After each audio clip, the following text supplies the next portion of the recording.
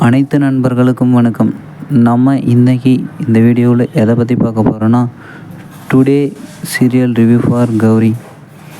இன்றைக்கி கௌரி சீரியலில் என்னென்ன சுவாரஸ்யமான நிகழ்வுலாம் நடக்க போகுதுன்றது தான் இந்த வீடியோவில் பார்க்க போகிறோம். அதுக்கு முன்னாடி நம்மளோட சேனலுக்கு முதல் முறையாக வரீங்கன்னா நம்ம சேனலை சப்ஸ்கிரைப் பண்ணிக்கோங்க, கூடவே பெல் ஐக்கானை கிளிக் பண்ணிக்கோங்க. இந்த வீடியோ பிடிச்சிருந்தா லைக் பண்ணுங்கள், கமெண்ட் பண்ணுங்கள், ஷேர் பண்ணுங்கள். வாங்க ஃப்ரெண்ட்ஸ், வீடியோக்குள்ளே போகலாம். கௌரி பாப்பா விரதத்தை கெடுக்கிறதுக்காக வீணா எதையோ பண்ணிகிட்டு இருக்கிறாங்க. ஆனால் ஒரு கட்டத்தில் கௌரி பாப்பா தன்னோட வேண்டுதலுக்கு அம்மன் மனமிறங்கணும்னு சொல்லிட்டு தன்னோட உயிரையே மாற்றிக்கிறதா சொல்லிகிட்டு இருக்கிறாங்க. இது இப்படி இருந்தாலும் வீணாவும் அவங்க மாமியாரும் அப்பயும் விடாமல் சதி செஞ்சிட்டே இருக்கிறாங்க. எதையோ கெடுத்துட்டுக்குவாங்க போல்.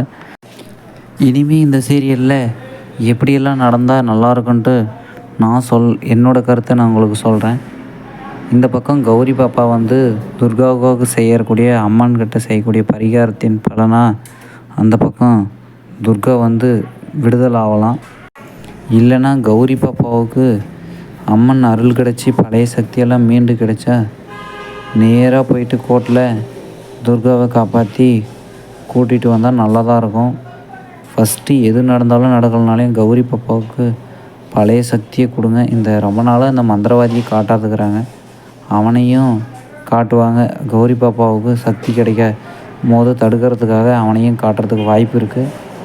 ஓகே ஃப்ரெண்ட்ஸ், உங்களுக்கு மாசாணி அம்மன் பிடிக்கும், அம்மன் சாமி எல்லா சாமியும் பிடிக்குன்னா இந்த வீடியோவுக்கு ஒரு லைக் பண்ணுங்கள், கமெண்ட் பண்ணுங்கள், ஷேர் பண்ணுங்கள். நம்மளோட சேனலை மறக்காமல் சப்ஸ்கிரைப் பண்ணிக்கோங்க.